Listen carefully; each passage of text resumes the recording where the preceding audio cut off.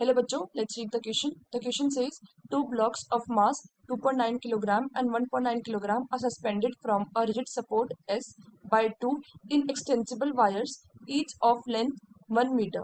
See figure. The upper wire has negligible mass and the lower wire has uniform mass of 0.2 kilogram per meter. The whole system of blocks, wires and supports have an upward acceleration of 0.2 meter per second square. The acceleration due to gravity is 9.8 meter per second square. A. Find the tension at the midpoint of the lower wire. B. Find the tension at the midpoint of the upper wire. Now, firstly, key concept is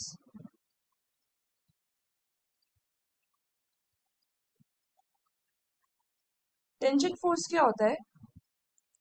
tension force is basically वो force है जो तब लगता है जब भी कोई रोप या कोई स्ट्रिंग स्ट्रेच कर रहा हो.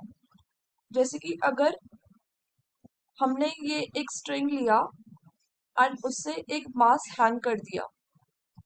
सो अगर ये ऊपर किसी से अटैच है सपोर्ट से, तो हैंगिंग की वजह से नीचे लगेगा ग्रेविटेशनल फोर्स एंड इस वजह से ये स्ट्रिंग स्ट्रेच हो रही होगी.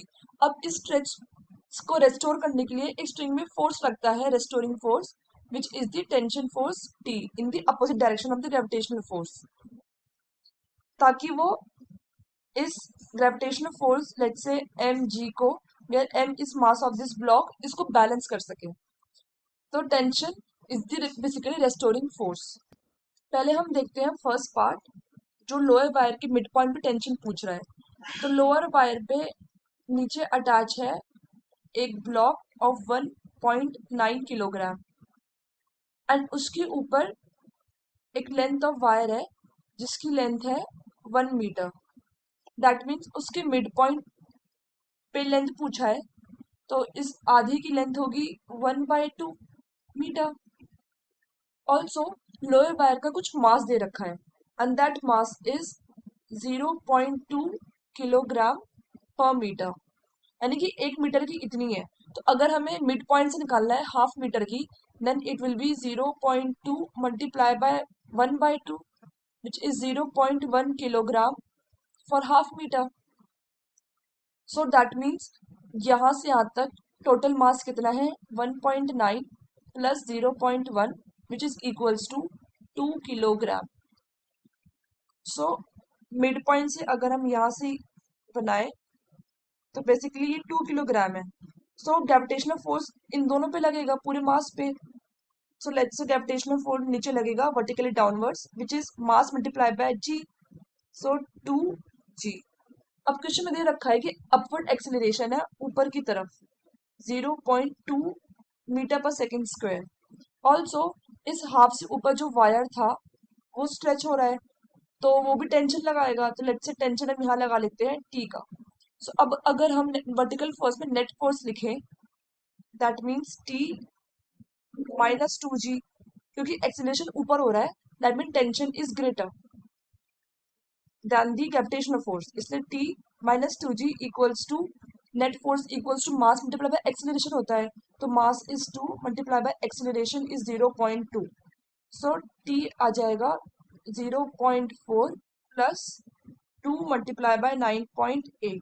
सो tension mid point of the lower wire पे आ जाएगा 20 Newton and hence this is the final answer for the A part.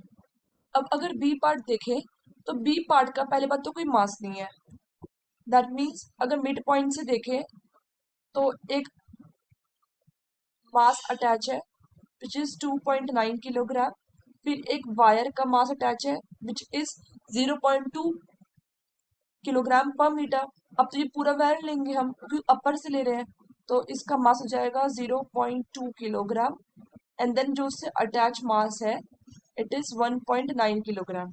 सो अगर हम टोटल मास देखें इस पूरे सिस्टम का, it will be equals to 5 kilogram.